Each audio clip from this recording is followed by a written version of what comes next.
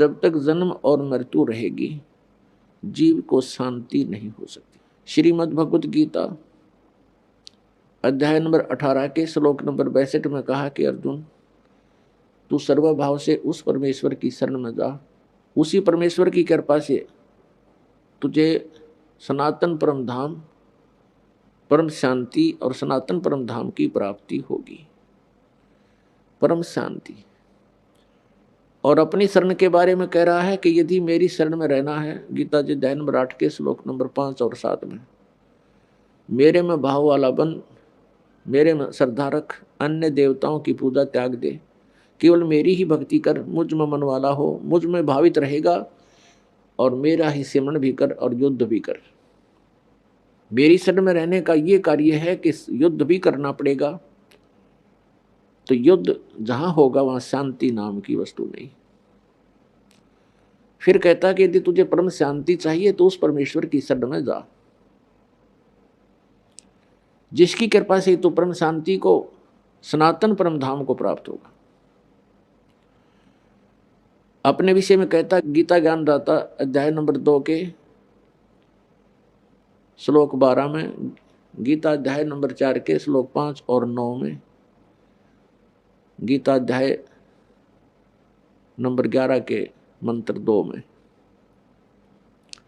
कह रहा है कि मेरे और तेरे बहुत जन्म हो चुके हैं, तू नहीं जानता, मैं जानता हूं। इससे सिद्ध है कि गीता ज्ञानदाता भी जन्म और मृत्यु के दीर्घ रोग से ग्रस्त है, और जब तक जन्म मृत्यु है परम शांति नहीं हो सकती। इसीलिए श्रीमद् भगवत गीता अध्याय नंबर 15 के श्लोक नंबर 1 से 4 में यह स्पष्ट किया है कि उल्टा लटका हुआ संसार रूपी वृक्ष है। इसकी ऊपर को जो जड़ है वो तो समझो मूल मालिक है, पूर्ण ब्रह्म है, सच्चिदानंद घन ब्रह्म, जो सबका धारण पोषण करता है, सबका पालन करता है, और जिससे सब ब्रह्मांडों की उत्पत्ति हुई है। जैसे जड़ से ही यानी मूल से ही पेड़ को आहार प्राप्त होता है, और मूल के ही कारण पौधा पेड़ बनता है, फलता फूलता है। ऊपर को जड़ तो वो दिव्य परम पुरुष है, परम अक्षर ब्रह्म है, पूर्ण ब्रह्म है, और तीनों गुण रूपी नीचे को लटकी हुई शाखाएं, बीच का जो पोर्शन रहेगा तना और मोटी डार और शाखाएं। तो इसके विषय में गीता ज्ञानदाता अल्पज्ञता सिद्ध करता है कि मुझे इसका पूर्ण ज्ञान नहीं है। गीता जी अध्याय नंबर 15 के श्लोक नंबर 2 में कहा है कि तीनों गुण रूपी शाखा हैं। फिर 3 में कहा कि ये इस संसार रूपी वृक्ष का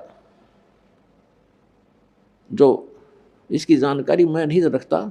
यह विचार काल में, विचार काल का अर्थ है कि जो तेरा मेरा गीता का डिस्कशन हो रहा है, विचार विमर्श चल रहा है, इसमें मैं नहीं बता पाऊंगा क्योंकि इसकी मुझे आदि और अंत का ज्ञान नहीं। इसलिए गीता जी अध्याय नंबर 4 के श्लोक नंबर 34 में कहा है कि तू सर्व उस तत्वदर्शी संतों के पास जाकर के उस परमात्मा ज्ञान को समझ।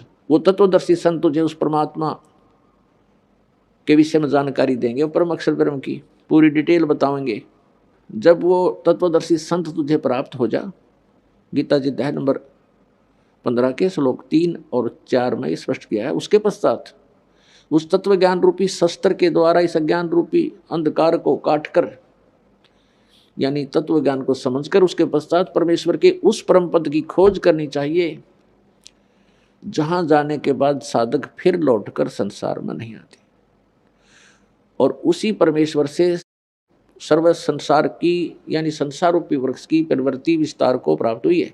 अर्थात उसी परमेश्वर ने सब ब्रह्मांडों की रचना की है, और उसी परमेश्वर की भक्ति करनी चाहिए। मैं उसी की शरण हूं और उसी की भक्ति करनी चाहिए।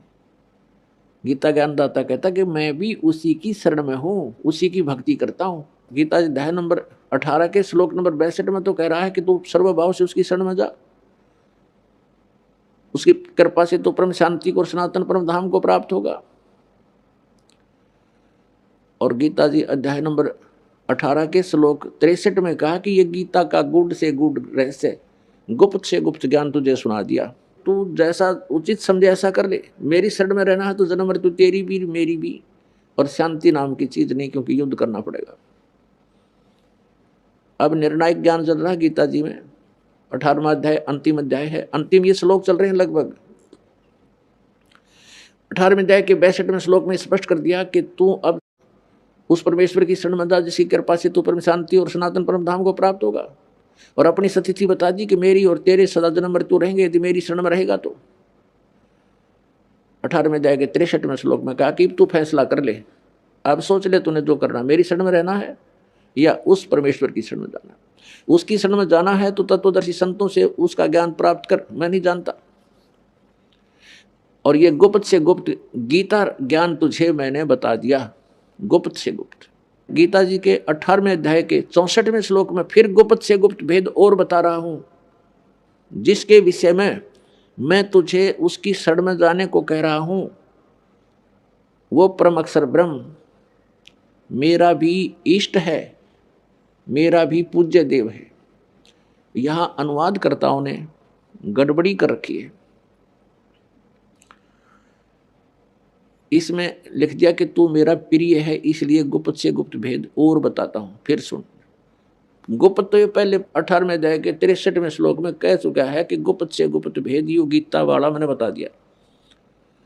अब एक और गुप्त से गुप्त बताता हूं कि ये मेरा पूज्य देव है, मेरा इष्ट है। तो पुण्यात्मा, उस परम अक्षर ब्रह्म की भक्ति ना करने से हम अभी तक जन्म और मृत्यु के दीर्घ रोग में ग्रस्त रहे। जब तक ये जन्म मृत्यु है, शांति नहीं। आज हम और आप सभी अपने परिवार को और अपनी संपत्ति को अपना माने बैठे हैं, और यहाँ कोठी और कार खरीदने में, बड़ी बड़ी फैक्ट्रियाँ लगाने में, एमएलए, एमपी, मंत्री, मुख्यमंत्री, प्रधानमंत्री बनने की इच्छा में हम पूरा मनुष्य जीवन वेस्ट कर देते हैं, बर्बाद कर देते हैं। और एक सेकंड का कोई किसी को विश्वास नहीं, किसी का भी।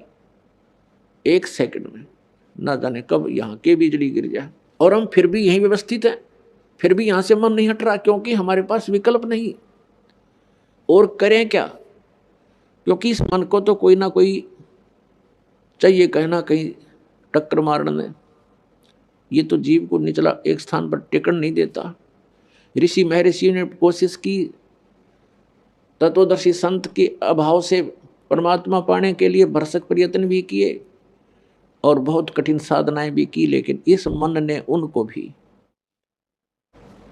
बुरी तरह भ्रमित रखा और कोई ना कोई कारण बना के उनको भी नष्ट कर डाला। अब कारण क्या है कि जब तक हमें परम अक्षर ब्रह्म की साधना और तत्वदर्शी संत नहीं मिलेगा, तब तक हम जो व्यवस्था कर रहे हैं इससे मन नहीं हटा सकते। जो भी क्रियाएं हम करते हैं इसी में हम आसक्त रहते हैं। और सतगुरु मिलेंगे तो हमें ज्ञान मिलेगा कि हम यहाँ के रहने वाले नहीं हैं, आप यहाँ के वासी नहीं हो, यहाँ तो आप विवश कर रखे हो, यहाँ तो हम सभी बाई फोर्स रोक रखे हैं। ऐसे बंधन हमारा बांध रखे हैं, हम इन चरम दृष्टि से उसको देख नहीं सकते। परमेश्वर के तत्व ज्ञान से फिर उन बंधनों का हमें आभास होगा और उनको हम अच्छी तरह समझ सकेंगे कि कौन कौन से बंधन किन किन रस्सों से हमें बांध रखा है। अब यहाँ ब्रह्मा, विष्णु, महेश भी इसी बंधन में, इन्हीं बंधनों में बंधे हुए, कर्मों के बंधन में।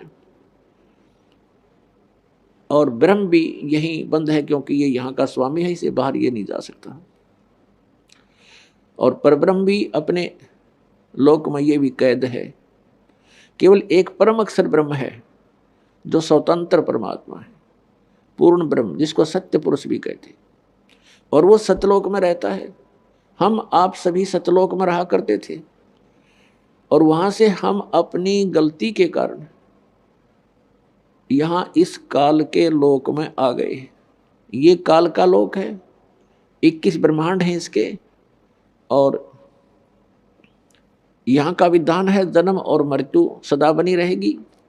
जैसे कर्म करेगा वैसा ही फल आपको यहाँ मिलेगा 21 ब्रह्मांड में।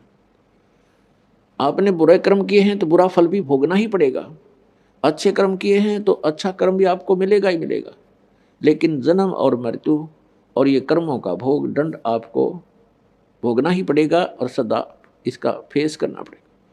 केवल एक परम अक्षर ब्रह्म है जो हमारे इस जन्म और मृत्यु के रोग को नाश कर सकते हैं।